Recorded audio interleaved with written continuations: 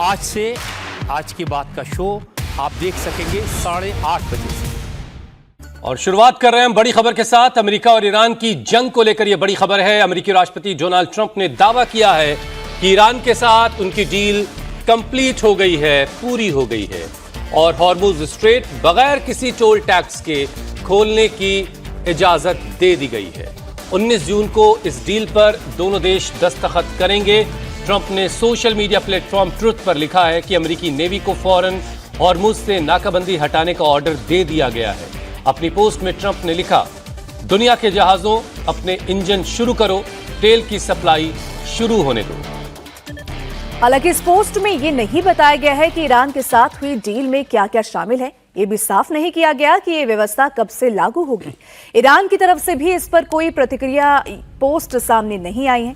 अब इस बीच पाकिस्तान के प्रधानमंत्री शहबाज शरीफ ने एक्स पोस्ट में लिखा है कि अमेरिका और ईरान के बीच शांति समझौता हो गया है। समझौते पर 19 जून को स्विट्जरलैंड में आधिकारिक हस्ताक्षर भी होंगे। कल यानी 14 जून को लेकर के ट्रंप ने दावा किया था कि कल डील पर दस्तखत हो जाएंगे, लेकिन ईरान की तरफ से जो बातें सामने आ रही थी उससे क्लियर था कि दस्तखत होने नहीं जा रहे हैं। बार बार अब्बास अरागची की तरफ से कहा गया कि हम बातचीत कर रहे हैं, लेकिन बहुत सारी अभी इसमें सवाल हैं जिनके जवाब मिलने बाकी हैं। और उसके बाद जो है और ये डील भी नहीं, दरअसल एक ये MOU है, यानी मेमोरेंडम ऑफ अंडरस्टैंडिंग, एक ऐसा मसौदा जिसके तहत अब बातचीत आगे होगी और अगले 2 महीने में दोनों देश किसी ऐसी स्थिति तक पहुंचेंगे कि डील पर साइन हो पाए। लेकिन कुल मिलाकर के जंग रुकने के आसार अब दिखाई दे रहे हैं, लेकिन कल डील साइन नहीं हो पाई। हालांकि देर रात तक ट्रंप की तरफ से अब यह दावा जरूर कर दिया गया है कि डील एक तरीके से साइन हो गई है, दस्तखत किसी और दिन होंगे। और अब उन्होंने जो बहुत ही खास अंदाज में लिखा है कि दुनिया भर के जहाज़ों अपने इंजन को स्टार्ट करो और तेल की सप्लाई शुरू करो। तेल की सप्लाई जो पहले जैसी है वो बहाल हो जाएगी। हॉर्मुज स्ट्रेट सबके लिए खोल दिया जाएगा और कोई टोल टैक्स वहां से नहीं वसूला जाएगा। ईरान ने अपनी रजामंदी इसके लिए दे दी है, ऐसा ट्रंप दावा कर रहे हैं। लेकिन अभी इंतजार करना होगा कि ईरान इसके बारे में क्या कहता है। ईरान की तरफ से आधिकारिक बयान अब तक इस पर नहीं आया है, क्योंकि कल ही लेबनान के दहिया में जिस तरीके से इजराइल ने अटैक किया था, उसके बाद से ईरान लगातार जो है वो ईरान से जिस तरह के सेंटिमेंट्स देखने को मिल रहे थे, मतलब ये कि एक बार फिर से हालात बिगड़ सकते थे। रात में ट्रंप की तरफ से ये भी कहा गया कि वो ईरान से कहेंगे कि इसका जवाबी कार्रवाई इस पर ना करे। इन सारे हालात के बीच अब खबर ये आ रही है कि डील को लेकर के ट्रंप कह रहे हैं कि डील कंप्लीट हो गई है। साइन नहीं लिखा है उन्होंने लिखा है कि डील कंप्लीट हो गई है।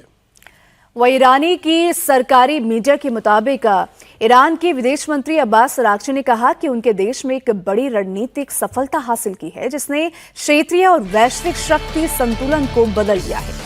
अरागची ने ये बात सुप्रीम लीडर के प्रतिनिधि और इस्लामिक डेवलपमेंट कोऑर्डिनेशन काउंसिल के प्रमुख के साथ साथ जनसभाओं में शामिल होने वाले कई वक्ताओं और कार्यकर्ताओं के साथ बैठक के दौरान कही। IRIB के रिपोर्ट के मुताबिक अरागची ने कहा कि चुनौतियों का सामना करते हुए ईरानी लोगों के अभूतपूर्व एकता दुनिया के लिए एक स्पष्ट संदेश है और उसने ईरान के बारे में दुश्मनों के नैरेटिव को भी खत्म एक तरीके से कर दिया है।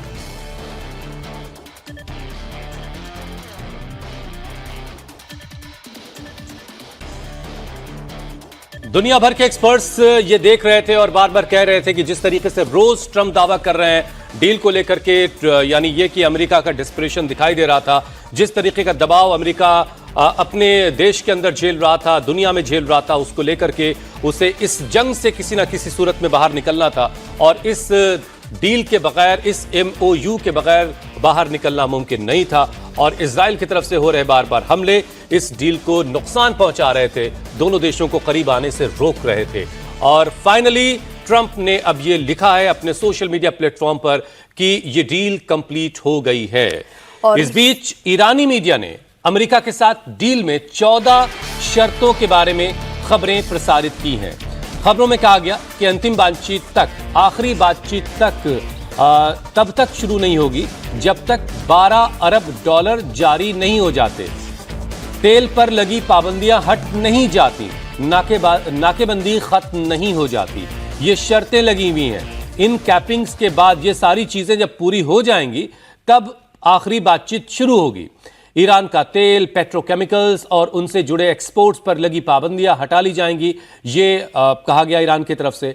ईरान को अपने वित्तीय संसाधनों का पूरा एक्सेस फिर से मिलेगा। 60 दिनों की बातचीत का एक ड्यूरेशन रखा गया है और इस अवधि के दौरान ईरान का जो फ्रीज एसेट है, यानी फ्रोजन एसेट दुनिया भर में जो है, वो करीब 24 अरब डॉलर के हैं। इन्हें रिलीज कर दिया जाएगा, इन्हें ईरान को दे दिया जाएगा। इनमें से 12 अरब डॉलर तो बातचीत शुरू होने से पहले ही जारी कर दिया जाएगा। अमेरिका और उसके सहयोगियों को ईरान के पुनर्निर्माण के लिए कम से कम 300 अरब डॉलर की योजनाएं पेश करनी होंगी। लेबनान समेत सभी मोर्चों पर, लेबनान, फलस्तीन, गाजा, इन सारे मोर्चों पर युद्ध तुरंत और हमेशा के लिए बंद होगा। यानी सीज फायर नहीं, यहां पर जंग बंदी की बात हो रही है। जंग फिर दोबारा शुरू नहीं होगी। अमेरिका ईरान के मामलों में दखल न देने और ईरान की संप्रभुता का सम्मान करने का वादा करेगा। अमेरिका के जरिए लगाई गई नौसैनिक नाकेबंदी 30 दिनों के अंदर पूरी तरह से हट जाएगी। अमेरिकी सेनाएं ईरान के आसपास के इलाकों से हट जाएंगी। हॉर्मुज स्ट्रेट को ईरान की व्यवस्था के तहत 30 दिनों के अंदर फिर से खोल दिया जाएगा। परमाणु मुद्दों और पाबंदियों को पूरी तरह से हटाने पर आखिरी समझौते तक पहुंचने के लिए 60 दिनों के अंदर बातचीत शुरू हो जाएगी। वह ईरान परमाणु हथियार न बनाने के अपने एनपीटी के वादे को भी फिर से दोहराएगा। अमेरिका बातचीत के दौरान क्षेत्र में सेना न बढ़ाने और नई पाबंदियां न लगाने पर भी सहमत होगा। एक निगरानी तंत्र इस पर नजर रखेगा और किसी भी अंतिम समझौते को संयुक्त राष्ट्र सुरक्षा परिषद के प्रस्ताव से मंजूरी दी जाएगी। ईरान के मिसाइल कार्यक्रम और रेजिस्टेंस ग्रुप को समर्थन देने के मुद्दे पर भी कोई बातचीत नहीं होगी।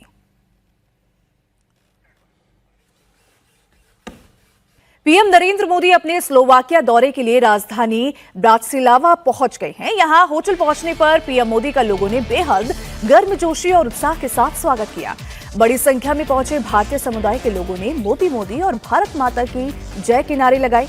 पीएम मोदी का यह ऐतिहासिक दौरा है। 1993 में स्लोवाकिया की स्वतंत्रता के बाद किसी भी भारतीय प्रधानमंत्री की ये पहली यात्रा है, जिसे लेकर वहां रह रहे भारतीय समुदाय में भारी जोश और उत्साह देखने को मिल रहा है।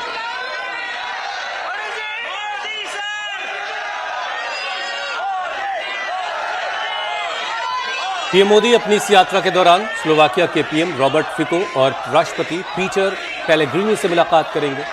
दोनों देशों के बीच ट्रेड, निवेश, रक्षा, ऑटोमोबाइल और रेलवे निर्माण में बढ़ावा देने पर बातचीत होगी।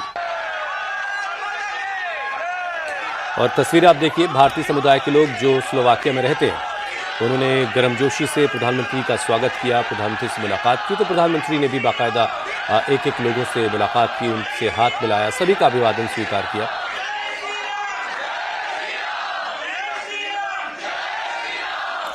ब्राटिस्लावा में होटल पहुंचने पर स्लोवाकिया के म्यूजिकल ग्रुप महादेव कीर्तन प्रोजेक्ट ने आध्यात्मिक प्रस्तुति दी, जिसे सुनकर पीएम मोदी भी मंत्रमुग्ध होते हुए नजर आए।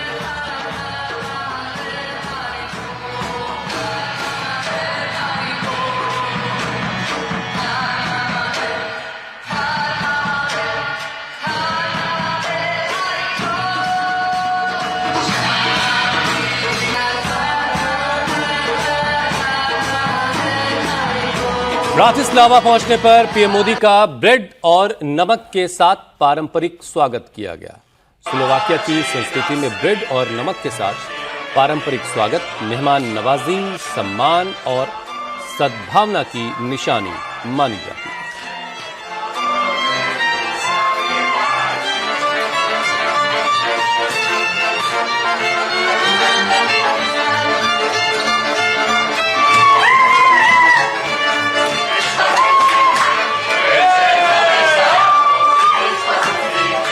इसके साथ ही लुचनिका एंसेम्बल द्वारा वंदे मातरम की प्रस्तुति के साथ प्रधानमंत्री नरेंद्र मोदी का गर्मजोशी से स्वागत किया गया।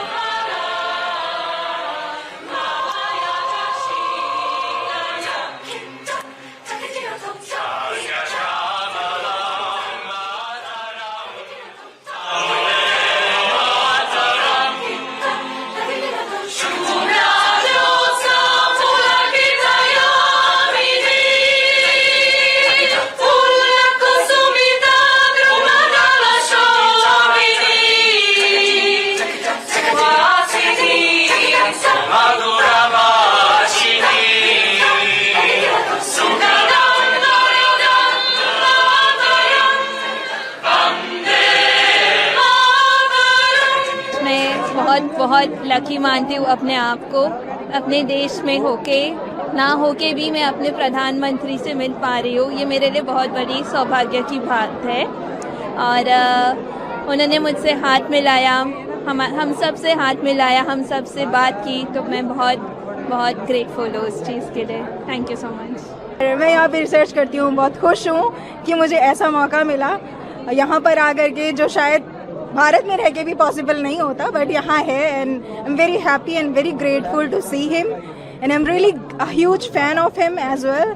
सो मेरे लिए बहुत अच्छा, बहुत सौभाग्य वाला मौका था कि मैं उनको देख पाई, मैं उनसे हाथ मिला पाई, और मैं दुआ करूंगी कि वो हमेशा अच्छे रहें, सलामत रहें, देश अच्छा रहे, उनके हाथों में रहे।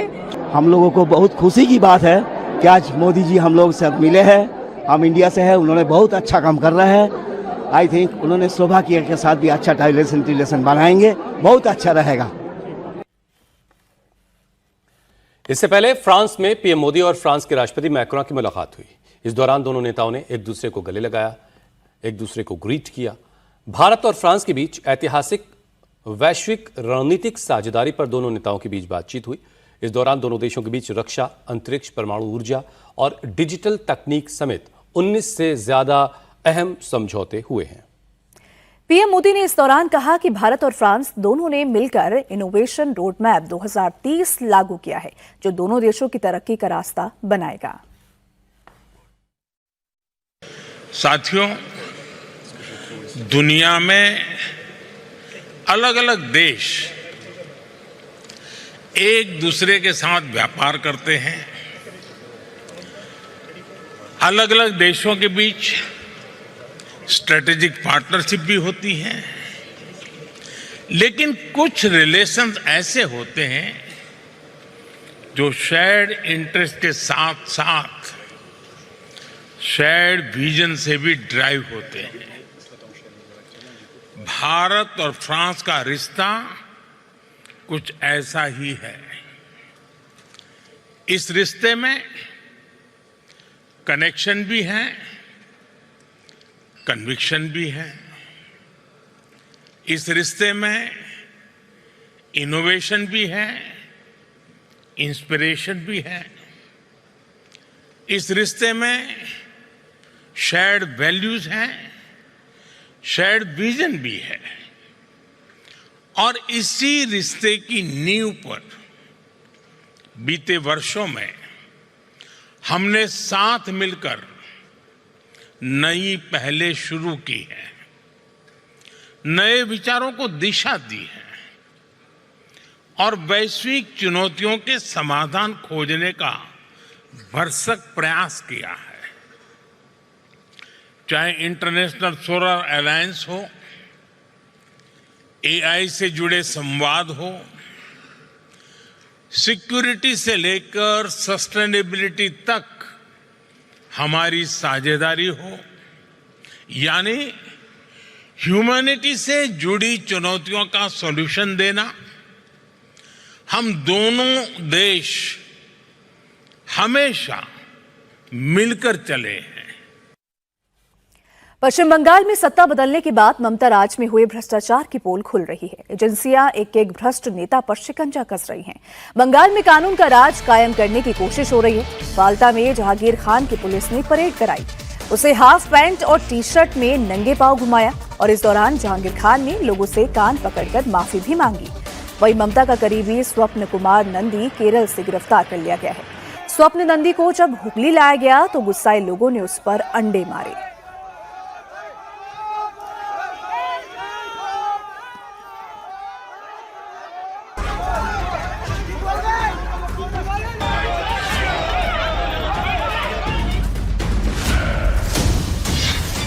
बंगाल में पहले सत्ता बदली, अब जनता कर रही हिसाब।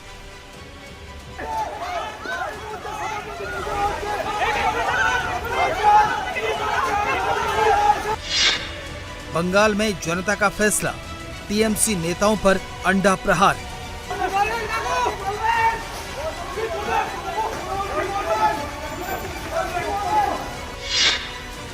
फलता में पुष्पा की परेड, हाफ पैंट में जहांगीर खान।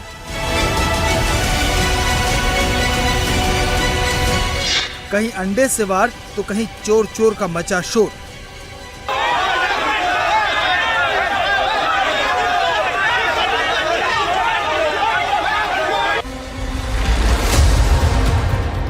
पश्चिम बंगाल में सत्ता बदलने के बाद बहुत कुछ बदल गया है।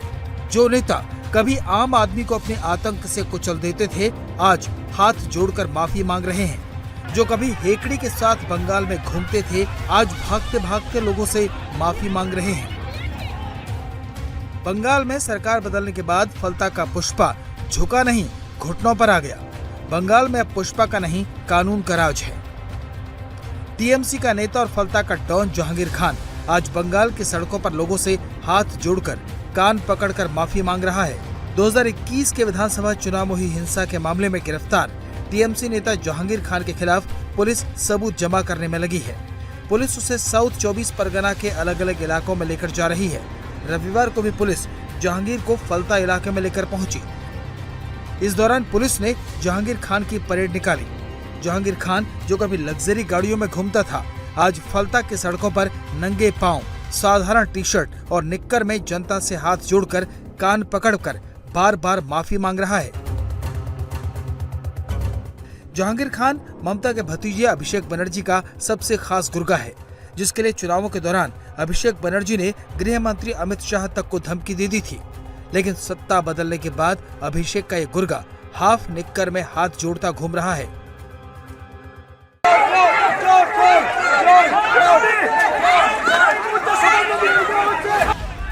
यही हाल बंगाल में टीएमसी के दूसरे नेताओं का भी है, जिन्होंने कभी ममता राज में भ्रष्टाचार की चाशनी में खूब डुबकी लगाई।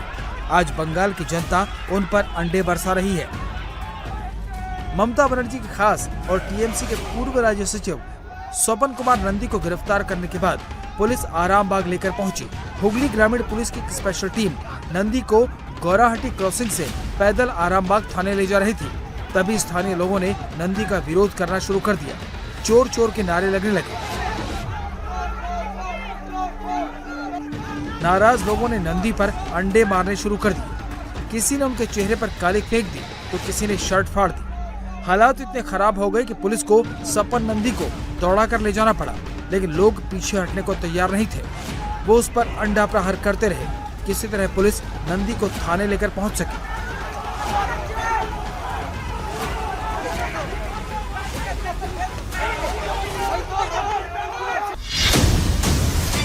सपन कुमार नंदी को पुलिस ने केरल से गिरफ्तार किया है। नंदी ममता बनर्जी का बेहद करीबी है और आरामबाग नगरपालिका के ग्रीन सिटी प्रोजेक्ट में भ्रष्टाचार का आरोपी है। सपन नंदी ममता के उन खास नेताओं में शामिल है जिन पर ममता बनर्जी सबसे ज्यादा भरोसा करती हैं। आरामबाग नगरपालिका में 2017 में ग्रीन सिटी योजना आई। इसमें 44 स्कूलों में सोलर सिस्टम लगाने की योजना थी। आरोप है कि स्कूलों में सिर्फ 44 लाख रुपए का ही काम करवाया गया, बाकी रकम भ्रष्टाचार की भेंट चढ़ गई। फर्जी बिल बनाकर सरकारी पैसों का गबन किया गया। सपन नंदी पर करीब 7 करोड़ 24 लाख रुपए के घोटाले का आरोप है। बंगाल में घोटालेबाजों और कट मनी लेने वालों में जबरदस्त दहशत है। फाल्ता के देवीपुर में हाउसिंग स्कीम का कट मनी वसूलने वाला स्थानीय प्रेसिडेंट सौमित्र मंडल अब अपने करीबियों के जरिए लोगों के पैसे वापस कर रहा है। आरोप है कि सौमित्र मंडल ने हाउसिंग प्रोजेक्ट के तहत घर देने के नाम पर बेनिफिशियरी से कट मनी ली थी। लेकिन बंगाल में कानून का राज कायम होने के बाद अब सौमित्र मंडल आम लोगों के पैसे लौटा रहा है। बंगाल में शुभेंदु सरकार के आने के बाद अब ममता सरकार में हुए एक घोटाले की फाइल खुल रही है। बंगाल पुलिस आरोपियों को पकड़ रही है, वहीं जनता कोर्ट से पहले इन दागियों का न्याय अंडे से कर रही है।